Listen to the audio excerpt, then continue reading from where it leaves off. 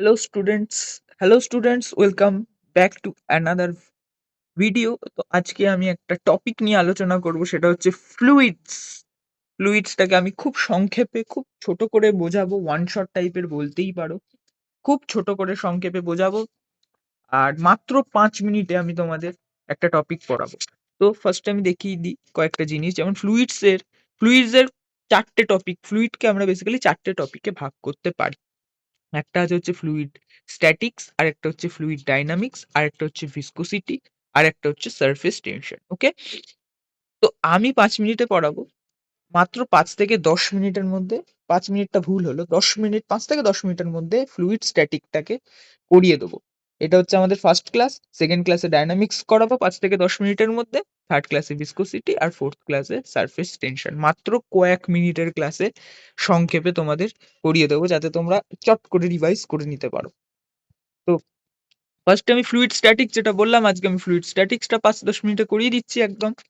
তো শুরু করছি আজকের এই ভিডিও। যদি চ্যানেলে নতুন হয়ে থাকো, চ্যানেলটাকে সাবস্ক্রাইব করে নিও, আর ভিডিওটা ভালো লাগলে একটা লাইক অবশ্যই করো। তো ফার্স্টে ফ্লুইডের প্রেসার। প্রেসার মানেই বুঝতে পারছো, প্রেসার মানে হচ্ছে force per area, force by A. Pressure একটা, ধরো একটা জারের মধ্যে একটা ফ্লুইড আছে, এবার ফ্লুইডের যদি আমি যে কোনো একটা পয়েন্টের প্রেসার আমি তোমাকে ক্যালকুলেট করতে বলি, একদম মানে একটা জিনিস তার আগে বলে দিই, মুখস্থ করার কিন্তু কিছু নেই। ওকে, একদম কনসেপ্ট দিয়ে বুঝলেই হয়ে যাবে। ওকে, তো আমি যেটা বলছিলাম, একটা জার আমি যদি ইমাজিনারি একটা জার করছি, যেখানে বিভিন্ন জায়গায় ফ্লুইডস আছে, ফ্লুইড ফ্লুইড ভর্তি জার অবভিয়াসলি। একটা নির্দিষ্ট পয়েন্টের কথা বলছি, এই পয়েন্টটা ধরো, এটা এ পয়েন্ট। এই পয়েন্টের উপর কি কি ফোর্স লাগে, তোমার একদম বেসিক্যালি নর্মাল চিন্তা ভাবনা কি বলছে, কি কি ফোর্স লাগতে পারে একটা পয়েন্টের উপর। জারটাকে একটু বড় করে রাখবো, নেই থাক, অসুবিধা নেই, এটা জুম করে নিলেই হয়ে যাবে।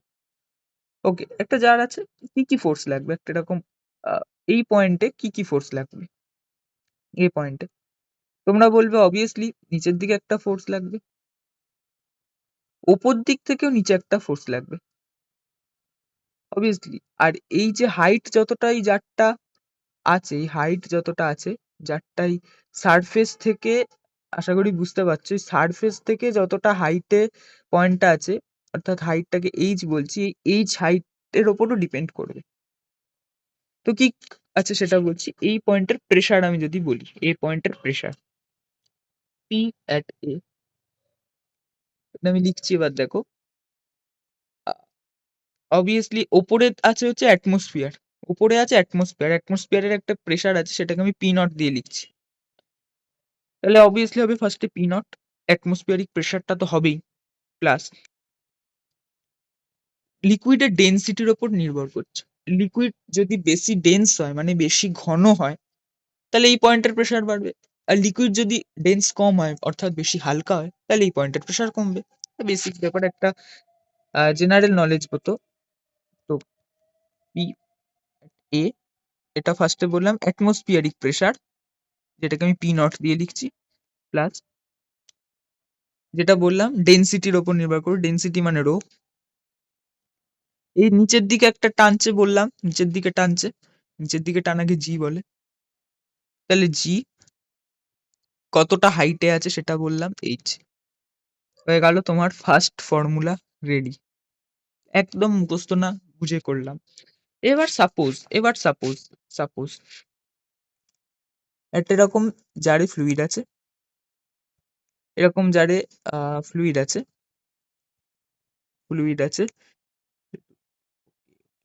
এরকম একদম ভর্তি ফ্লুইড নিয়ে নিচ্ছি।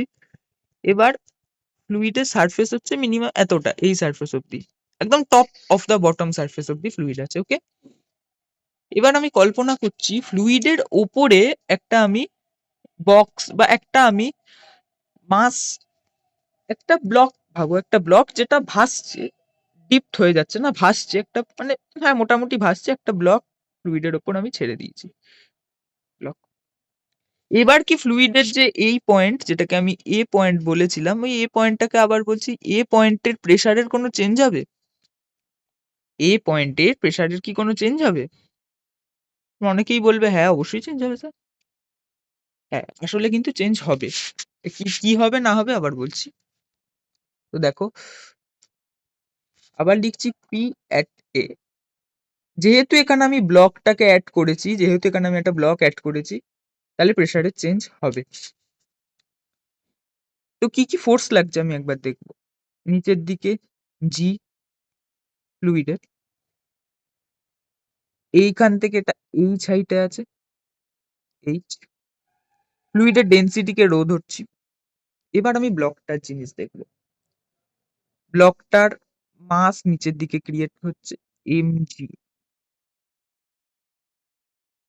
একটা নির্দিষ্ট এরিয়া আছে, এরিয়া আছে, একটা ব্লকের নির্দিষ্ট একটা এরিয়া আছে, তাই a by a. Mass per unit length, বা হ্যাঁ unit length, mass per unit area, সেটাও বলতে পারো। তাহলে এইরকম একটা ফিগার চলে আসছে। এবার আমি লিখছি, ও তার উপর একটা জিনিস অ্যাটমসফিয়ারিক প্রেসার আছে, যেটাকে আমি পি নট দিয়ে লিখছি। তাহলে এটা হবে P naught plus rho g h, যেটা এটা তো একই থাকার থাকবে, plus m g by A. যেহেতু এখানে ব্লকটা আছে, ব্লকের একটা মাস আছে, মাস পার এরিয়া আছে, তাই এটা হলো। একদম সিম্পল ভাবে বুঝে নিলে। এবার ইমাজিনারি মানে মানে মনে করো এরকম একটা জার আছে, এরকম একটা জার আছে, বা এরকম একটা জার আছে। এই তিনটে জার, তিনটে জার আহ একই মানে একসাথেই কানেকশন, একইভাবে কানেক্ট করা। আঁকাটা আমার খুব চাপের ব্যাপার। এই যে একইভাবে কানেক্ট করা, এবং সেটা জানো লিকুইড সবসময় একই হাইটে রিচ করতে চায়, একই হাইটেই কিন্তু লিকুইড থাকবে। ওকে, মানে অবভিয়াসলি এটা লিকুইড, একই হাইটে লিকুইড থাকবে। তো এরকম একটা ফিগার দেখতে পাবে। এটা তো সবাই জানে, এটা জাস্ট আমি বলে দিলাম। নেক্সট হচ্ছে পাস্কালস ল। পাস্কালস ল বলছে কম ফোর্স দিয়ে বেশি ফোর্স পাওয়ার উপায়, কম ফোর্স দিয়ে বেশি ফোর্স পাওয়ার উপায়। অর্থাৎ এরকম একটা ইউ শেপ যদি টিউব আঁকো, ইউ শেপ যদি টিউব আঁকো, ইউ শেপ এরকম টিউব আঁকলে এর জায়গার লেন্থ, এর টিউবের মানে, আচ্ছা আগে আমি টিউবটা এঁকে নিচ্ছি তারপর বলছি। টিউবটার মধ্যে কি কোনো ডিফারেন্স পেয়েছো? মানে টিউবের দুটো মুখের মধ্যে কি ডিফারেন্স পেয়েছো? বলবে হ্যাঁ পেয়েছি। এটার রেডিয়াস তো ছোট আর এটার রেডিয়াস তো বড়। পাস্কালস এটাই বলছে, পাস্কালস এটাই বলছে নিচে মনে করো একটা লিকুইড দেওয়া, জল না, যে কোনো একটা লিকুইড দেওয়া, লিকুইড দেওয়া, যে কোনো একটা লিকুইড দেওয়া, জল না, জল ছাড়াও লিকুইড হয়, হ্যাঁ জল না, জল ছাড়া যে কোনো একটা লিকুইড দেওয়া আছে এর নিচে। ওকে, পুরোটা। এইবার মজার ব্যাপার হলো এটাকে নিচে নামাতে তোমার যে ফোর্স লাগবে, এটা উপরে উঠতেও সেম ফোর্সই লাগবে।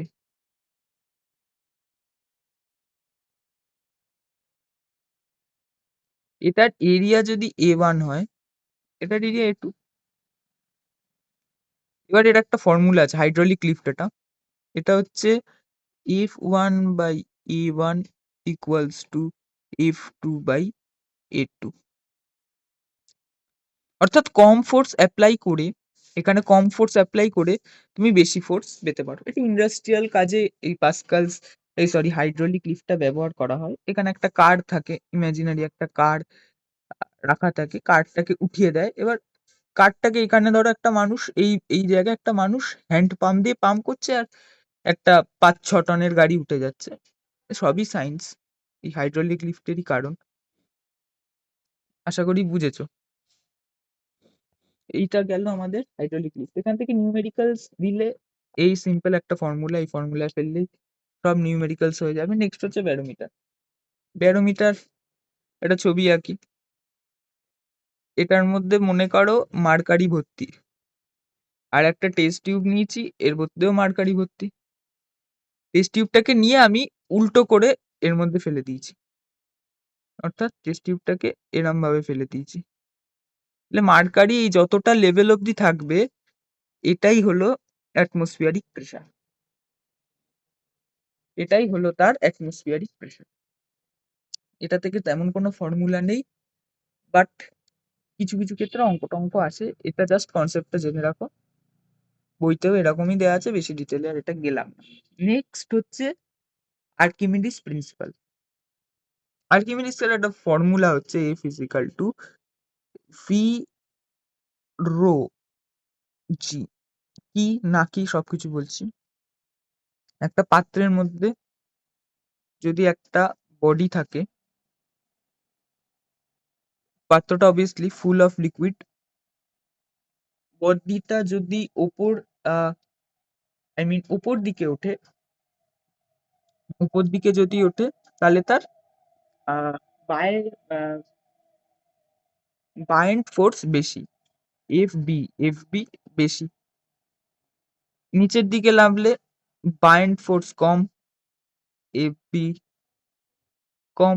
ওপর দিকে উঠলে বায়েন্ট ফোর্স বেশি, নিচের দিকে থাকলে বায়েন্ট ফোর্স কম, আর মাঝখানে থাকলে buoyant force is almost equal to the liquid density.